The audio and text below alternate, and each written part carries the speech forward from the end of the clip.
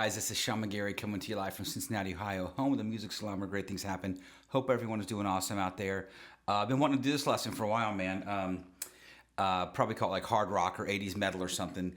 And this is going back to my roots, for better or for worse. I grew up, listening to all this stuff. But real quickly before we get into this, I have a backing track to this, to what I played over, and all the tabs to it, and a full breakdown of that little solo I did at the beginning on my Patreon page. So if you're interested in all this, or in future lessons and previous lessons and tabs and stuff, hit that Patreon, or hit the link below, and you can get onto the Patreon page, and let's get on into this lesson. So yeah, man, this is I remember some of the first albums. I grew up I'm not gonna get into the whole thing about me, but I grew up listening to like Led Zeppelin and Aerosmith, and then Van Halen, of course, came along, and then like all that 80s stuff. And I liked everything from the hard rock, the heavier side stuff, to the glam rock. So I'm not gonna lie, I liked it. I liked all of it, because a lot of that stuff had really, at the time, good guitar playing in it, flashy players like your George Lynch's and Warren D. Martini's.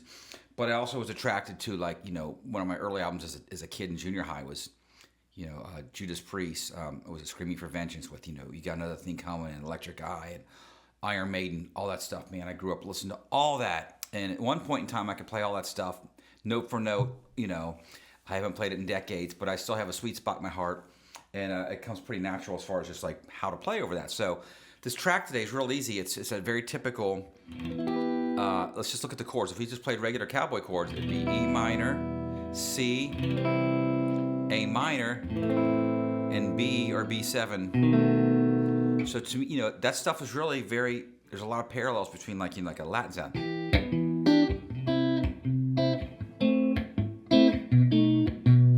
Right? You just put a lot of distortion on, palm muting, and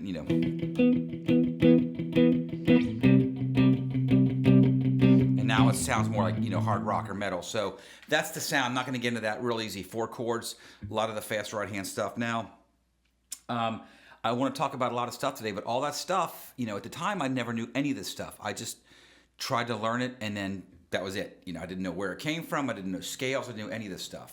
The only thing I knew back then was the minor pentatonic for decades, literally. And I would hear the notes thrown in. I didn't know what it was. And then, that was way back before anything, so YouTube and all that stuff, and I didn't really take lessons. So all of this stuff really today comes from this.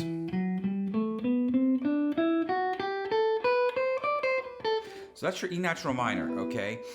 And I want to show you a lot, show you a way to think about this that maybe hopefully you'll never forget. Because most guitar players, at my age, if you listen to any kind of hard rock, you have learned or heard Crazy Train, right? So I just call that the Crazy Train scale. Now, I'm the only one I've ever heard refer to that. I mean, it's used for a billion other things. But I explain to this so people will remember. So let's say I play it up here. Look, here's the F sharp natural minor.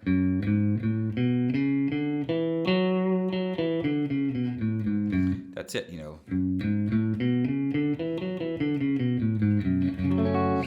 And that riff, is right out of that scale. Now I'm not going to show you the riff I just did. So, but if I go up to here in E minor, now I'm starting to root on the A string, and to me this is one of the easiest scales to play, just the way the fingerings work out, because look at this. Here's my root, and I can kind of look at the chord shape, the E minor, and watch this. I've got the same fingering for the first 2 strings, the A and D. And then 2 notes on the G string. So that's really the first octave. Now if I played the riff here,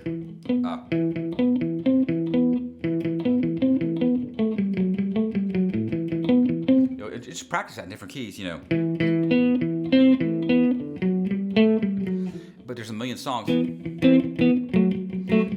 use that. Now, that's 1 octave. So then we go.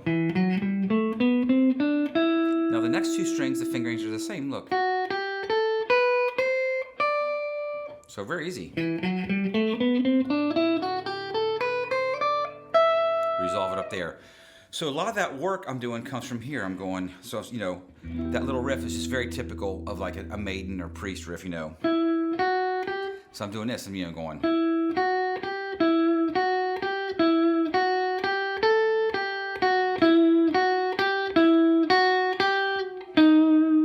Now Now here's what I want to talk about. This is important. And I'll break this down a little bit more here in a second. And like I said, I may or may not get into this whole solo, but I want to get into the theory behind it. And you can find all this on, like I said, as I mentioned earlier, if you're interested, I got the tabs for it on the Patreon page. But I do want to show you guys this. I want to share this with you. This note right here, I land on this, D sharp, is the only note that's not in the E natural minor. So if we look at the scale, that note is not in there. But it's part of the, if you just look at the B chord, the big fat bar chord, it's right there. It's the major third of that chord. Even if you don't know what that means, just know it's the note you're fretting with your middle finger. So a lot of times when you look at chord shapes, I tell people, even if you don't know the notes, you can find things by looking at chords because there's so much information. And I really want to mention this again, and I mention it all the time. And I, like I said, I feel like I'm just now to the point in my life in my 50s where I need to hit the reset button. I know just enough now to really get serious about this instrument. I've been playing a long time. I'm half kidding, but I feel like a whole generation of players was taught wrong, and I've talked about this before. The way, and maybe it's just who I surrounded myself with, but when you're in a small town or you grow up in a suburb of Cincinnati, you're kind of in your little bubble there. Like I said, there's no YouTube, there's no nothing. You wait for a guitar magazine to come out. But that's it. So, but the way I was taught in my circle was, okay, if you're playing this hard rock song in E minor, well, you're in a key of E minor and you play an E minor scale.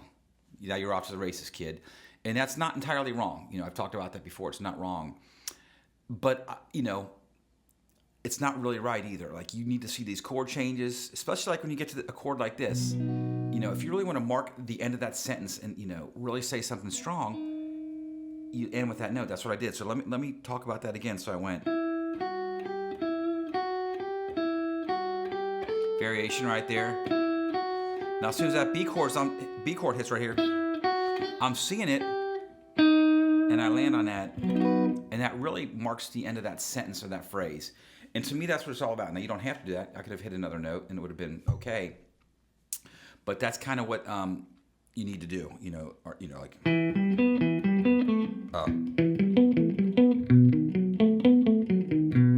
You really hear that chord change if you do something like that versus just, I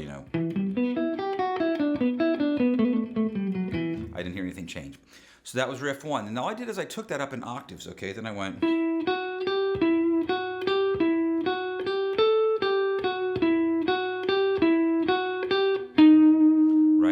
Basically the same thing, but in a different position.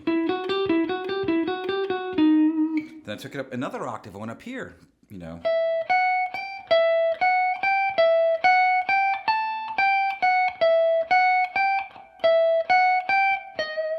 Right? Had lots of, and by the way, I had lots of effects on there. I had like a phaser. I was kind of thinking like a Jakey Lee sound. Lots of phaser, like the Bark at the Moon solo. That kind of very overprocessed sound, which I really don't use anymore unless I'm playing this kind of stuff, which is very rare. Okay, so I just took that lick up in 3 spots and I added a little harmony to it, On top of all those, I just went,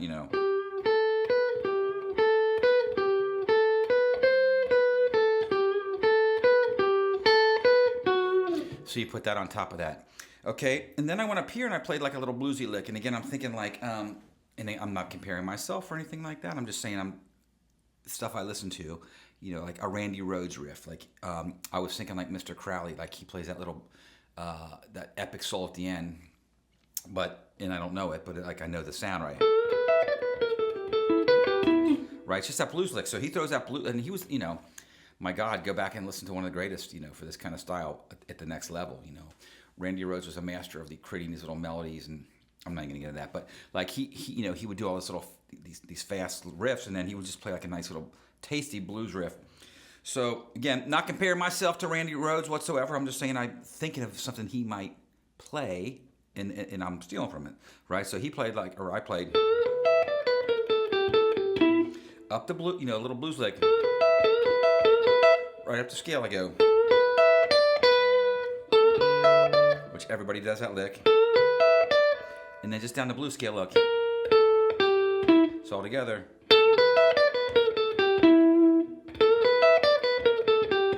And then, look at that, a little triad, or arpeggio. It's all together. So that's what I played over that part. And then I talk about this in a lot of my lessons. Is I do this a lot because it's easy to do and it sounds impressive. It sounds cool. It's those little, I call them the Hotel California riffs.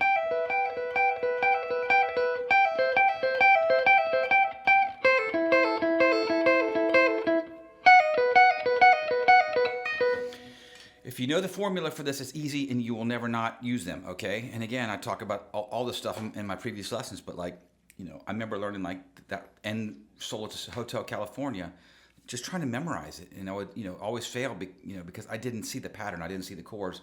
And once I saw the chords, I'm like, it's that easy. You just follow these chord shapes. So, like right here, it's right after this triad. Look, I'm playing an E minor. Here's the C. So let me back up here before I get into all this. And, here's what I really want to talk about. So all this stuff can be traced to the scale, that the E minor, not the A natural minor, but really triads too if we break it down. So it kind of always goes back to the T word, right? So let's say we start right here. And this is a great exercise. So if you're still in the vein of this song, but really anything, let's look at the triads. E minor, well look, C major's right here. A minor's right here, look. B major's right here. Look at that, I hardly move. So this is a really wonderful thing to practice. So E minor, C major, right out of the F shape. My D minor shaped A minor, look. Look how easy it is. C. One fret back to the F shape right here. Okay, now let's do it on different, positions, okay? Let's say we go up here. So here's my D minor shape, E minor right here at the, what is the 3rd and 5th fret? So now I move the D minor shape right here and it's E minor. I like this a lot right here, look at this. I use that a lot, and you hear this a lot. I'm just sliding the one finger up. So you got your E minor, C major triad. Well, look at this. A minor. Now to me, that's really special stuff. It's really cool, just the movement of that. Let's do that again. C, A minor. I could do, if I stay on these 3 strings, I would be, or. So, you have options here. So one more time. Up. And all these licks are in there. You can play them.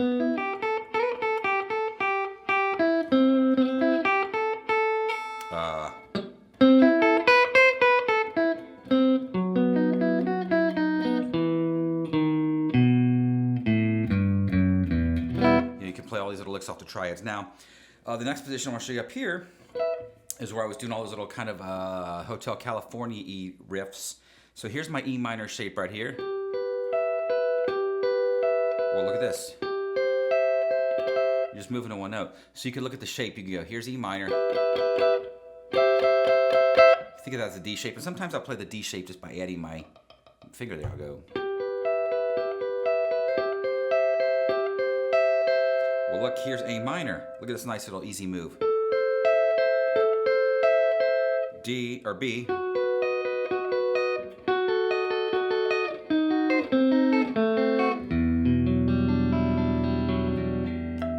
Okay, so one more time, that was E minor, C major, barely moving here. Let's do this like this, actually, if I go. Now watch this, barely moving, A minor. Or sometimes I'll make that a dominant 7, and then it acts like a diminished chord, look.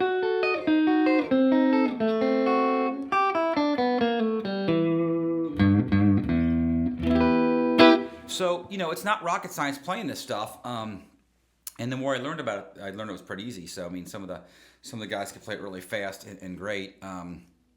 But a lot of the theory behind some of that shredding stuff is very easy to decipher, versus like when I listen to a country solo or something, there's a lot more.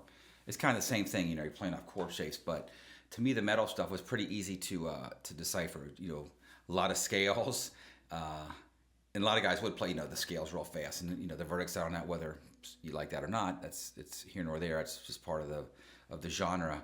But a lot of this stuff is genreless, really. You know, I mean, you're playing this. We could play the same stuff over a Latin or, you know, blues or whatever. So anyway, thanks for watching this. I really like this stuff. It's still fun and nostalgic to play.